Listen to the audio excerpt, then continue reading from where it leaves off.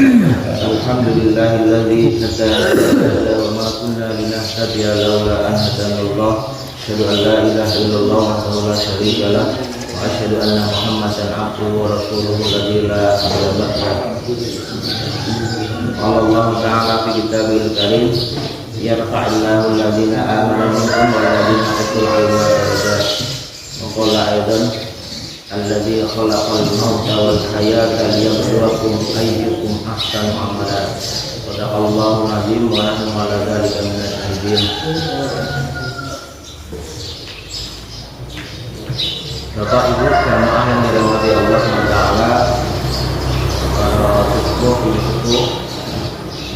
Bapak Haji Ibu Hajah yang dirahmati Allah SWT, seluruh jamaah yang hadir di majelis pagi hari ini, yang mudah-mudahan semuanya dan juga keluarganya senantiasa dirahmati Allah SWT, disehatkan badannya, dipanjangkan umurnya, berikan rezeki yang berkah, putra putrinya soleh-solehah, keluarganya sakinah mawaddah warahmah, amin ya rabbal alamin. Jemaah yang dirahmati Allah, dan sebuah kenikmatan yang luar biasa hari kita mulai dengan menjalankan tugas dan kewajiban kita kepada Allah SWT, yaitu berbakti, mengabdi dan beribadah kepada Allah SWT.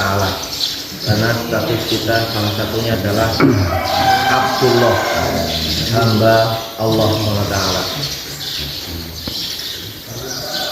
Maka mudah-mudahan kenikmatan semacam ini akan terus berlanjut sampai kita menuju kemenangan yang kita cita-citakan.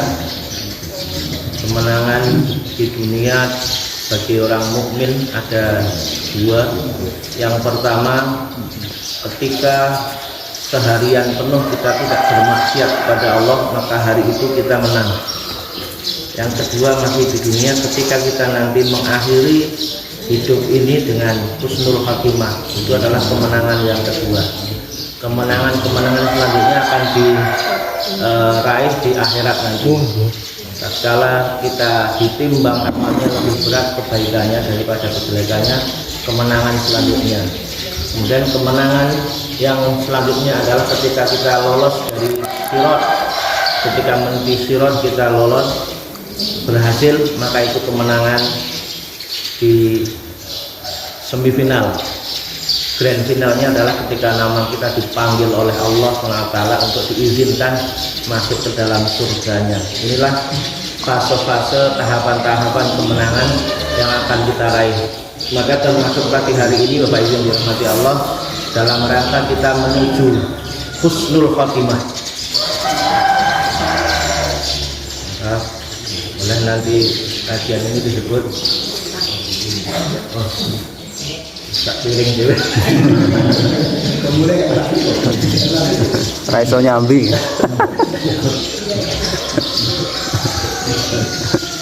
Menuju husnul khatimah itu yang paling harus kita pikirkan, apalagi sudah seusia kita 40 ke atas itu, kalau belum memikirkan bekal atau menuju kematian yang baik itu sudah telat, angel.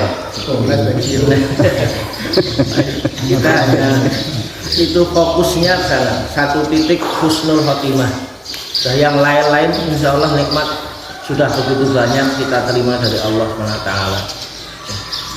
Sekali lagi, ngaji kita, sholat kita, puasa kita, sedekah kita adalah menuju kemenangan besar di dunia, yaitu husnul khotimah.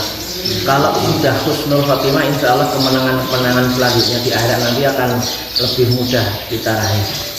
Tapi kalau tidak husnul khotimah, susah rasanya nanti untuk meraih kemenangan-kemenangan selanjutnya.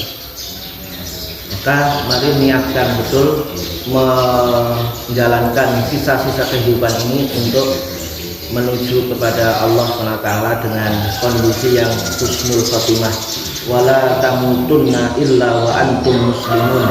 Dan janganlah sekali-kali engkau meninggalkan dunia ini, mengakhiri hidup ini kecuali berpegang teguh kepada ajaran agama Islam. Salawat dan salam mudah-mudahan terlimpahkan kepada junjungan kita Nabi Agung Muhammad sallallahu alaihi wasallam, dan sama kita menantikan syafaatul uzmanya di yaumul qiyamah nanti.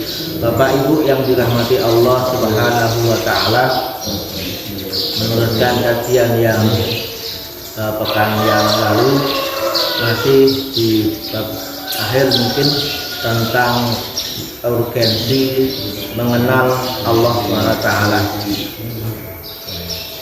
Ahamiyaku ma'rifatillah, dapat di bab akhir-akhir ini namanya maratibul mahabbah. Kalau kemarin alamatul hubbi sab'atun, tanda-tanda cinta ada 7 yang mari kita sama-sama berusaha untuk memilikinya ke-7-7-nya kalau bisa.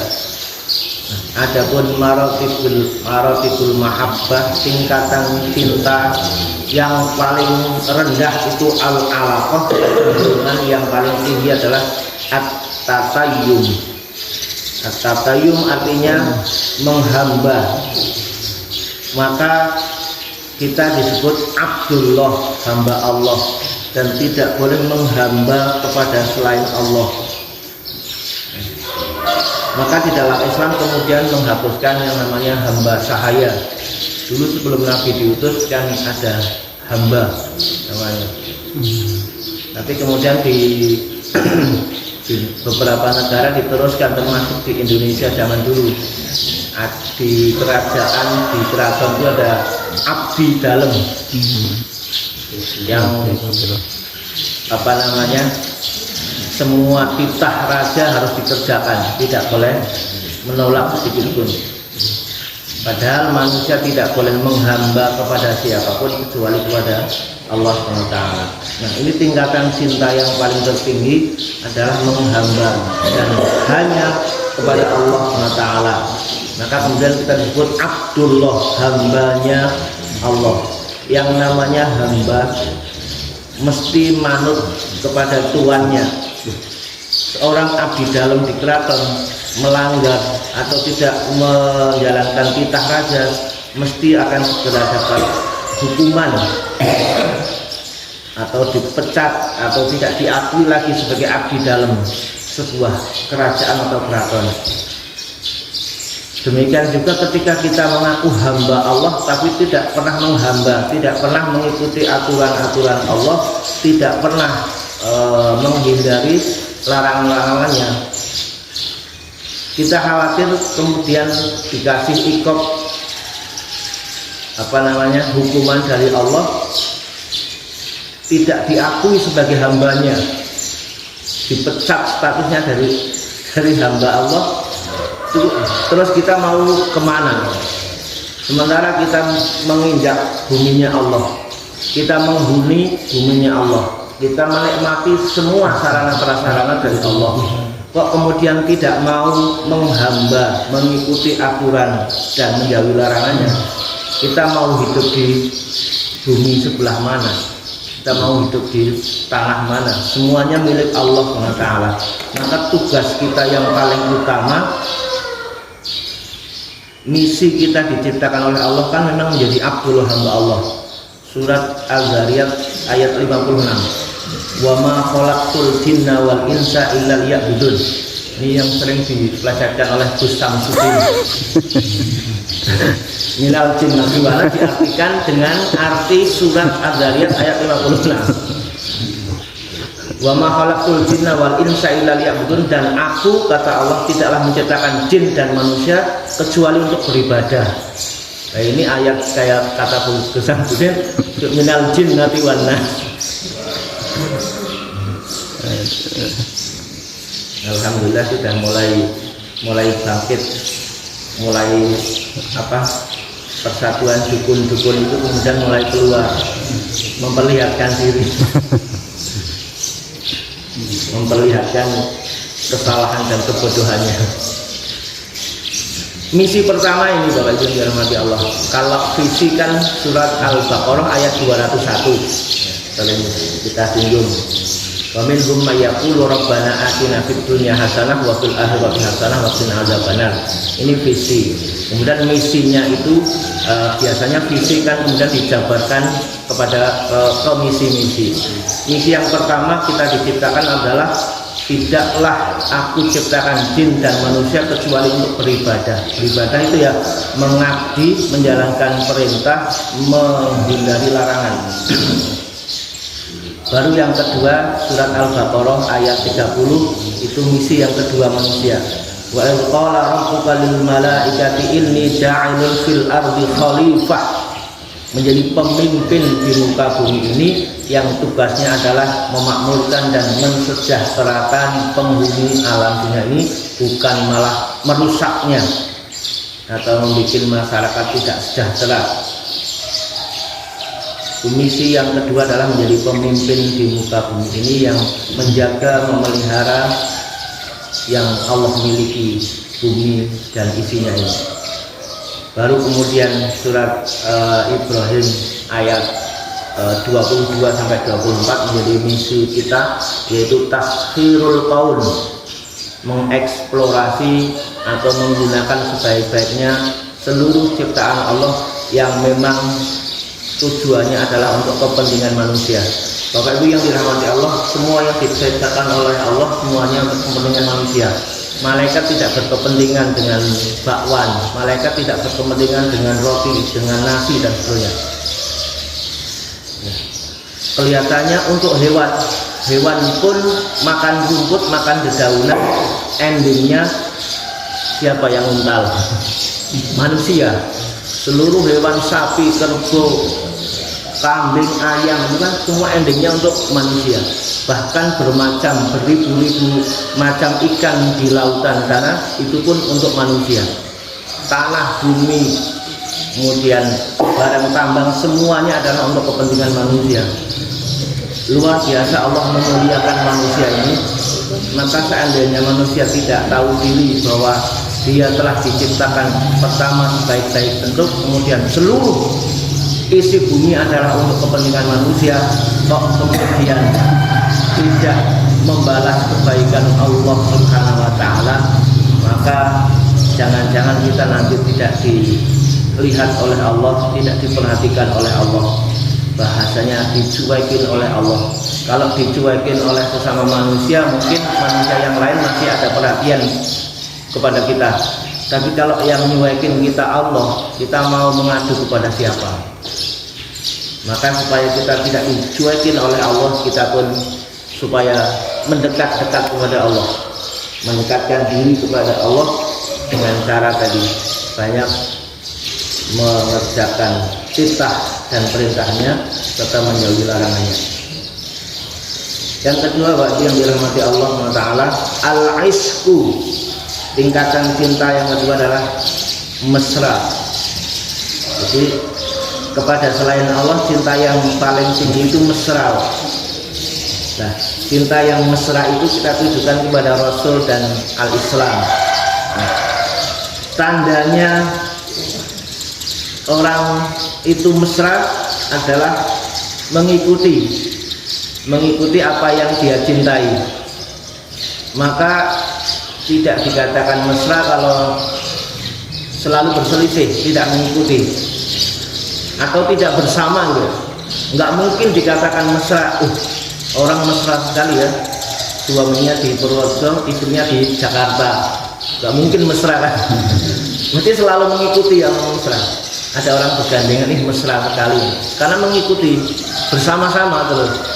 Maka kalau kita mau dikatakan cinta kita mesra dengan Rasulullah, dengan Islam, ya dimanapun kita bersama Rasulullah, bersama Islam. Artinya dimanapun kita tidak melanggar aturan Islam, tidak melanggar aturan Rasulullah, bahkan kemudian mengikutinya. Itu namanya mesra.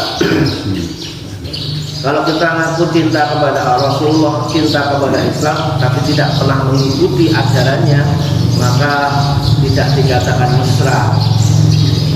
Itu berpisah. Kalau berpisah tidak ada kemesraan. Yang ketiga, tingkatannya namanya asyauq, rindu, kerinduan. rindu tidak akan muncul kalau tidak ada rasa cinta. Maka al-mu'minu akhul mu'min, kata Rasulullah. Karena rindu itu tingkatan cinta yang ditujukan kepada sesama mukmin, sesama orang yang beriman. Sementara al-mu'minu akhul mu'min, orang mukmin satu adalah saudara mukmin yang lainnya. Nah, sehingga kita harus merasa rindu ketika lama tidak berjumpa dengan sesama mukmin. Kemana ini orang biasanya sholat jamaah bersama saya kok tidak kelihatan. Sehingga pertemuan-pertemuan semacam ini pun nanti akan dirindukan. Bahkan di akhirat nanti kita berharap bisa kumpul seperti ini lagi, kemudian bisa ngobrol lagi, bisa ngopi bareng lagi, ngeteh lagi. Tapi sepertinya nggak ada bakwan, nggak ada yang goreng. Kemarin saya membaca riwayat, katanya kalau di surga itu kan apapun yang kita niatkan sudah jadi, sudah datang gitu. Tetapi kadang-kadang ada orang yang kepingin melakukan sesuatu yang dulu biasa dilakukan di dunia. Misalkan yang hobi kuliner, yang hobi masak ibu-ibu, nanti di sana kalau kepingin masak ada bu alat-alatnya bu, disediakan. Itu seprono seprene kok mangan orang tahu masak, dia itu pengen masak dia, ada kegiatan masak. Karena pasar juga ada di sana, sup itu. Cuman pasarnya tidak untuk transaksi jual beli karena nggak ada yang butuh uang. Pasarnya adalah semacam kafe-kafe untuk kumpul nongkrong seperti ini, sehingga bertemu bisa antara penghuni surga yang satu dengan lainnya bisa bertemu di pasar itu. Antara tingkat surga tingkat 1, tingkat 2 nanti bisa bertemu di situ. Kalau pas di surganya nggak bisa ketemu kalau beda tingkat. Ketemunya di asu pasar itu. Nanti silahkan request mau masak apa, ibu-ibu bisa. Di sana kan banyak sekali pelayan-pelayan, termasuk anak-anak kita yang misalkan balita, di riwayatnya kan balita kok meninggal nanti akan jadi pelayan-pelayan orang tuanya di sana, akan melayani orang tuanya. Maka ketika ada orang mukmin memiliki 2 anak sampai 2 anak kok meninggal masih kecil, itu jelas ahli surga ketika sabar menerima ikhlas dengan ketentuan Allah, dan nanti akan bertemu di surga nanti menjadi pelayan-pelayan orang tuanya. Bisa ketemu semuanya. Jangankan dengan anak kita, dengan mbah kita, dengan buyut kita, dengan Rasulullah yang 1400 tahun lebih jaraknya saja kita bisa berdialog, kita bisa berjumpa. Maka jangan khawatir. Syaratnya hanya satu itu, kalau sama-sama masuk surga semua bisa ketemu. Kalau satu surga satu neraka, angel.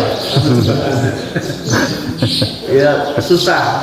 Karena di surga itu satu pak, mau apa saja bisa, yang nggak bisa merokok nggak bisa. Kenapa? Karena di surga nggak ada api. Lalu mau kompor, kompor kan api itu kan. Karena apa lagi di puas-puas gitu. Wallahu a'lam. Ya mungkin asapnya pakai elektrik kan. HP Ada insya Allah. Yang kita mau ini ada semuanya. Aku diprotes ngujar sing dikarepe ana kabeh kok iki ora ono, ada semuanya insya Allah. Kita dulu ya. Jadi hobi-hobi kita yang positif nanti kok kepengen lagi dilakukan di sana, rindu dengan suasana dunia dulu. Nah itu bisa kita masak bareng, camping. Ngapain camping di surga, kasurnya sudah empuk. Maka orang yang dirahmati Allah, dengan sesama mukmin mesti kita punya rasa rindu, dan itu akan ditunjukkan dengan ar-rahmah wal mawaddah, kasih sayang dan cinta.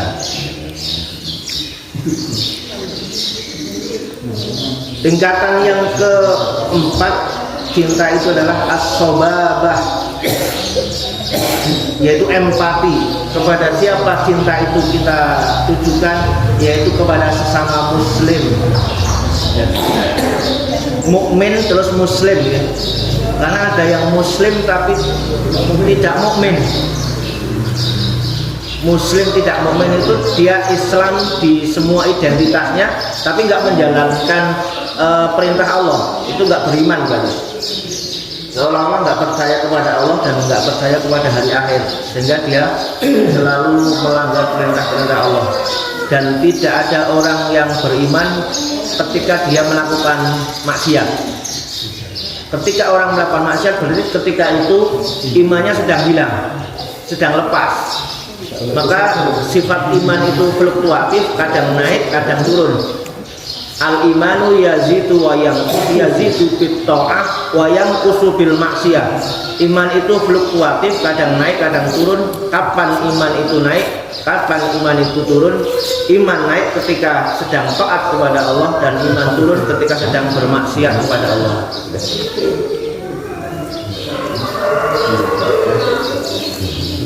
Maka tidak ada orang mencuri kecuali ketika itu imannya sedang hilang.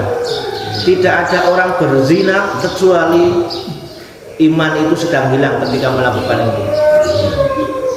Kemudian suatu saat kembali lagi iman dengan menjalankan perintah-perintah Allah, sehingga naik turun iman. Lah fungsinya kita sering merefresh diri, mengecas iman kita ya dengan sering mendapatkan peringatan-peringatan, nasihat-nasihat dari sesama mukmin, sesama muslim. Nah, bentuknya empati itu adalah dengan al-ukhuwah. Bapak Ibu yang dirahmati Allah, sebagaimana kita maklumi dan sering kita dapatkan materi al-ukhuwah, ada tiga tingkatan. Ukhuwah itu yang pertama ukhuwah Islamiyah, kemudian ukhuwah watoniyah, kemudian ukhuwah basyariyah. Ukhuwah Islamiyah itu tingkatannya paling tinggi. Artinya persaudaraan sesama muslim itu lebih dikedepankan daripada yang lainnya. Baru kemudian ukhuwah watoniyah, persaudaraan sesama sebangsa setanah air. Bapak Ibu yang dirahmati Allah, walaupun kita nggak kenal dengan orang Papua, nggak kenal dengan orang Aceh, tapi kalau kita melihat di televisi ada pertandingan Aceh melawan Singapura, tetap kita membela Aceh dalam hatinya. Itu karena ukhuwah watoniyah itu sudah muncul. Maka mohon maaf, tidak ada orang yang tidak cinta tanah air, itu nggak ada. Nggak usah pakai pengakuan saya paling cinta tanah air. Kabeh wong mesti cinta tanah air. Itu sudah naluri. Nggak usah diembak-embakan, dari lahir itu mesti tanah air. Coba orang Purworejo kerja di Jakarta, di Aceh, di luar negeri, Mbak Ali kan, karena cinta dengan wong Nabi sendiri dari Mekah pindah ke Madinah sudah 10 tahun itu pengen sekali, termasuk penduduk sahabat-sahabat Nabi itu pengen sekali kembali ke Mekah dengan suasana apapun, padahal sudah mapan begitu rupa di Madinah, tapi masyarakat sahabat-sahabat Nabi termasuk Nabi kepengen kembali ke Mekah, tanah airnya. Walaupun sudah makmur di tempat lain, tapi tetap pengen kembali. Itu naluri. Sehingga kemudian terjadilah Fathul Mekah, penanggungan kota Mekah. Itu didasari rasa cinta kepada tanah airnya, tanah kelahirannya apalagi. Ya. Bahkan kalau di TV kita misalkan dari mana luar Purworejo ada disebut daerah ini, mesti kita langsung pengen memperhatikan, padahal beritanya biasa saja, tapi karena daerah kita yang disebut, itu namanya ukhuwah watoniyah, kecintaan terhadap negeri, kepada bangsanya, kepada negaranya, kepada tanah airnya. Baru kemudian ukhuwah yang ketiga, ukhuwah basyariyah. Ukhuwah basyariyah itu kepada seluruh manusia, entah itu muslim, entah itu orang Indonesia, entah itu orang Eropa, kalau ada orang berkelahi dengan harimau, entah itu orang mana, mesti hati kita akan membela manusia, orang, walaupun itu orang mana. Kalau ada harimau berkelahi dengan manusia, kok kita membela macan, itu berarti nalurinya cinta kepada sesama manusia nggak ada. Bohong, agamanya apapun, bangsanya apapun, kok sedang kena musibah, mesti kita ada rasa yang namanya empati itu. Jadi empati kan lebih tinggi daripada simpati ya. Empati itu kemudian ditujukan hanya kepada muslim, sehingga Rasulullah menyampaikan hakul muslim ala muslim sittatun. Hak orang muslim satu dengan lainnya itu ada 6 yang semuanya mesti kita usahakan memenuhinya ya, dipenuhi. Sifat empati itu harus kita munculkan kepada sama muslim, sehingga ketika ada muslim lain yang sakit, kita merasa sakit. Al mu'minu lil mu'min kal bunyanil wahid idza istaka minhu udwun tada'a sa'irul jasadi bil huma was sahri.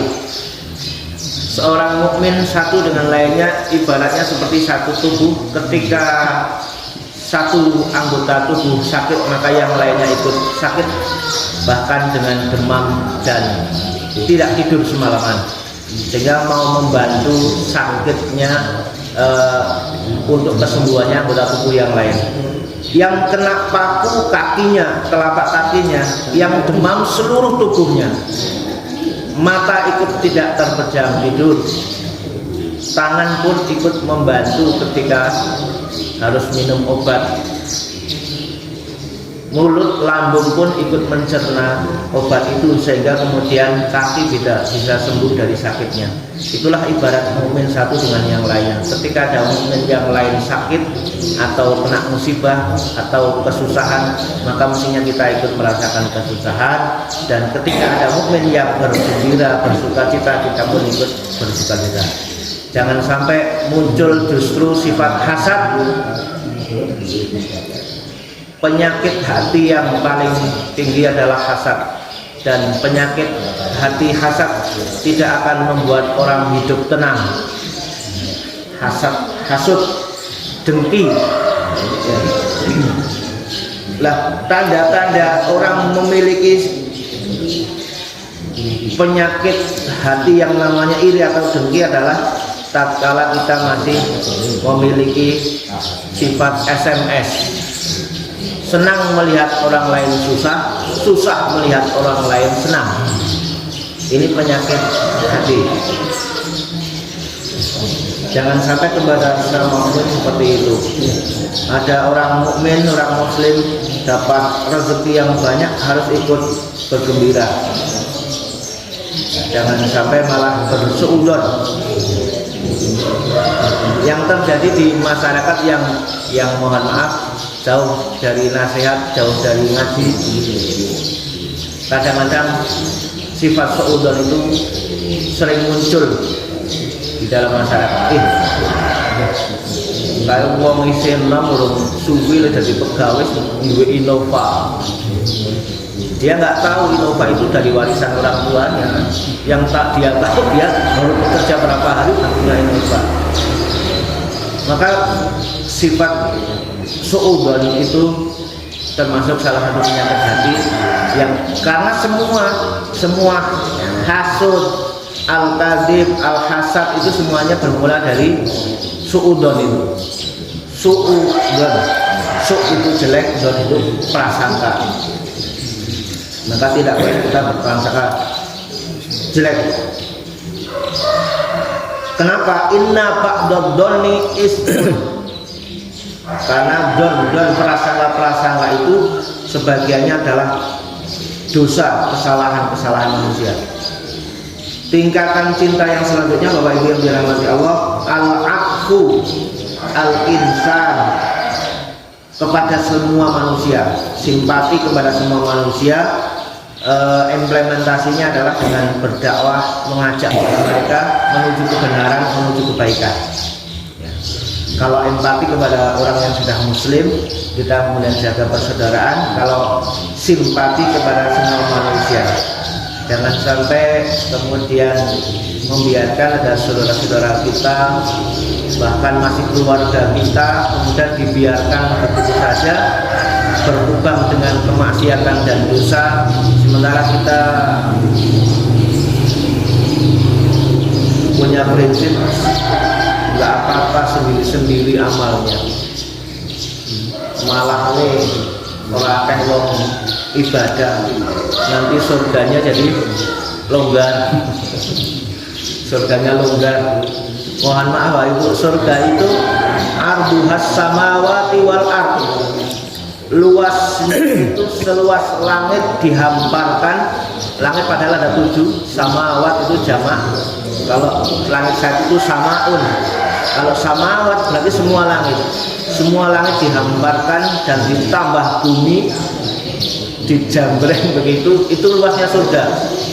Padahal kita tahu tidak semua manusia dari awal sampai akhir nanti masuk surga, tidak. Bahkan bisa jadi tidak ada separuhnya kan dari penduduk bumi ini, karena yang muslim hari ini hanya 1/4 dari seluruh penduduk dunia. Itu pun bukan suarga kafe borak. Maka surga itu sangat luas. Jangan khawatir engkau enggak ngebak surga, rasanya baca aku baca. Surga sangat luas dan kenikmatan tidak akan habis. Maka tugas kita kepada sesama manusia adalah mengajak sesuai dengan kafaah atau kemampuan kita, status kita, profesi kita.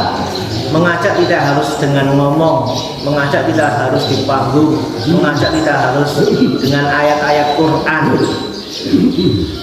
mengajak dengan akhlakul karimah, dipertontonkan kepada teman-teman kita sejawat, teman-teman kita di tempat kerja kita. Itu sebuah dakwah. Jadi mengajak tidak harus dengan bahasa verbal, mengajak itu bisa dengan bahasa apapun yang sekiranya bisa diterima mereka. Dengan kita misalkan di tempat kerja kita berdisiplin, kita mengikuti aturan.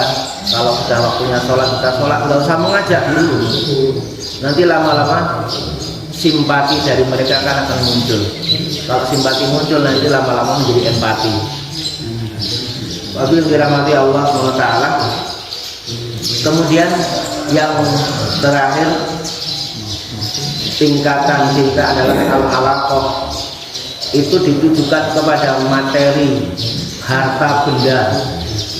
Maka cinta kepada harta benda itu tingkatan cinta yang paling rendah, paling tinggi. Dan bahkan ada riwayat mengatakan nikmat yang paling rendah wujudnya adalah materi itu. Nikmat dari Allah. Sementara itu yang paling banyak orang mengejarnya, bahkan kemudian mencintainya. Nah, kalau mencintai harta benda materi melebihi cintanya kepada yang di atasnya itu semuanya, itu salah sasaran berarti. Jadi cinta kita kepada harta benda itu justru kemudian kita bisa memanfaatkan, bukan menyimpan kemudian menimbun. Itu malah nggak cinta kepada materi harta yang kita miliki. Orang yang cinta kepada harta materi adalah yang bisa memanfaatkan. Karena harta yang kita belikan makanan akan menjadi kotoran, yang kita belikan pakaian akan kusam, tapi yang disedekahkan itu yang akan abadi, yang akan menemani kita nanti. Jadi kemudian kita diberi akal kecerdasan oleh Allah untuk bisa memilah dan memilih, membuat skala prioritas. Maka ada di dalam ajaran Islam itu ajaran fikih, sabdanya ada fikih aulawiyat namanya, fikih prioritas. Jadi dalam hidup kita yang kita prioritaskan, kita harus cerdas mana yang harus didahulukan. Termasuk tingkatan cinta ini mana yang harus kita dahulukan. Antara misalkan ada dua pilihan, antara membelikan HP untuk anak kita, HP yang mahal, atau untuk membeli mukena karena sudah sobek. Itu kan dua pilihan. Nah, mana kalau kita kan diuji kecerdasan kita dalam dalam kecintaan kepada harta, benda, manusia, kepada Allah. Dan kita sudah diberi pemahaman bahwa cinta yang tertinggi adalah kepada Allah SWT yang disebut menghamba. Sekali lagi, jangan pernah kita menghamba kepada selain Allah Subhanahu wa Ta'ala, sampai nyembah sampai pokoknya mati urip melu dengan mati aku tetap urip. Nggak bisa. Menghamba itu maka menghormat kepada siapapun tidak boleh melebihi penghormatan kepada Allah. Rasulullah pernah menyampaikan, seandainya manusia itu boleh sujud kepada sang manusia, maka istri saya sudah suruh sujud kepada suaminya. Tapi kan nggak boleh. Anak pun tidak boleh sujud kepada orang tuanya. Jadi kalau sekedar menghormati, kayak orang Jawa ini, nyuwun sewu, derek langkung, itu kan membungkuk, sekedar membungkuk. Membungkuk kan tidak melebihi sujud. Ya. Orang Jepang itu kalau menghormat, itu yang penting penghormatan kepada selain Allah tidak boleh melebihi penghormatan kepada Allah. Penghormatan kepada Allah yang paling tinggi adalah ketika kita posisi sujud. Karena ketika sujud itu semua anggota tubuh kita berada di atas kepala yang paling kita hormati. Yang di situ ada akal, ada otaknya. Nah, disitulah tersungkur. Maka posisi manusia terbaik adalah ketika sedang sujud kepada Allah SWT. Di situ kita merendahkan diri, zahiran wa batinan, lahir batin kita merendahkan diri kepada Allah SWT, bahwa kita makhluk yang sangat rendah, sangat lemah di hadapan Allah SWT yang Maha Agung. Allahu Akbar dan tersungkur. Maka makna sholat luar biasa diawali dengan kita menyerahkan diri. Allahu Akbar, kita mengangkat dua tangan, itu kan orang identik dengan orang menyerah. Orang kalau sudah menyerah kepada lawan musuh kan begini, menyerah kepada Allah, kemudian diakhiri dengan sujud dan salam. Luar biasa bahwa ini yang dirahmati Allah Ta'ala, rutinitas atau ibadah-ibadah yang di dalam ajaran agama Islam tidak sekedar formalitas, tetapi dari setiap gerakan, dari setiap bacaan di dalam ibadah agama Islam mengandung makna yang luar biasa. Bapak Ibu yang dirahmati Allah Ta'ala, ini beberapa tingkatan di dalam cintaan. Mari kita bersama-sama untuk mewujudkan rasa cinta ini. Syukur-syukur kita miliki semuanya dengan berbagai tingkatan ini. Ketika ketemu dengan harta benda, kecintaan kita ukur. Ketika dengan sesama manusia, kepada muslim, kepada mukmin, kepada Islam, kepada Rasulullah, kita sangat rindu kepada Rasulullah. Ini yang kemarin saya katakan, cinta itu tidak mesti datang dari mata turun ke hati, enggak. Itu sudah ditepis itu. Ya. Tidak semua cinta datang dari mata turun ke hati. Ada yang langsung masuk ke hati, nggak perlu pakai mata. Contohnya kita cinta kepada Rasulullah, nggak pernah bertemu, nggak pernah melihat orangnya. Jangankan orangnya, fotonya saya nggak pernah melihat. Tapi kan semua kita mengaku cinta kepada Rasulullah. Maka datangnya nggak dari mata ya, dari keyakinan. Kita cinta kepada Allah, nggak pernah melihat. Maka cinta tidak mesti datang dari mata turun ke hati, bisa langsung menancap ke hati setelah kita mengolah dengan akal pikiran menuju kepada keimanan itu.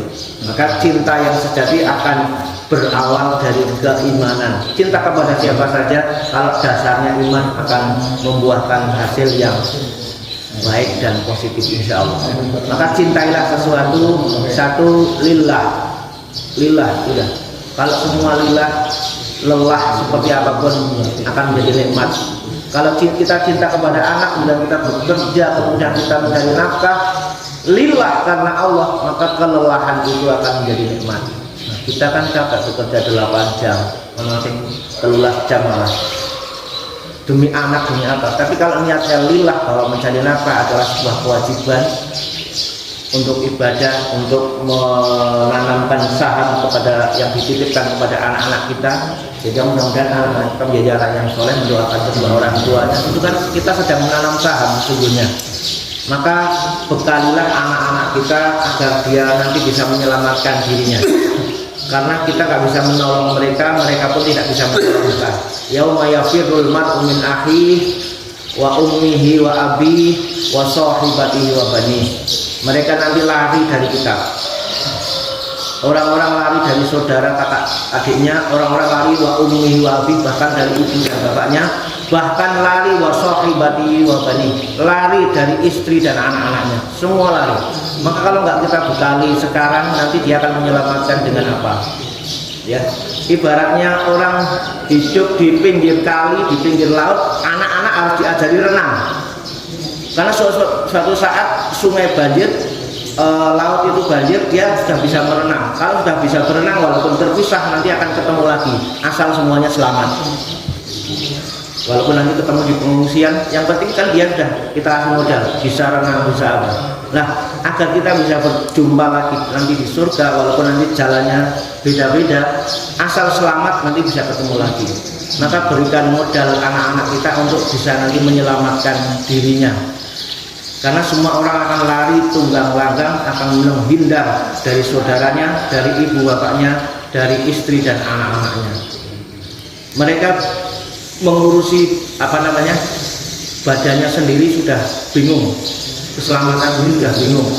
Jangankan di akhirat nanti, di sini ada gempa saja lari sendiri-sendiri, nggak kober terus ngejak kancane, ngejak anak ini, pokoknya melayu dewi-dewi, nyelamatkan dewi-dewi. Wes gampang kok ketemu neng di terjadi banjir, wes pokoknya nggak ada harapan. Anaknya kayaknya udah nggak ada harapan, ternyata kemudian ketemu di satu tempat pengungsian.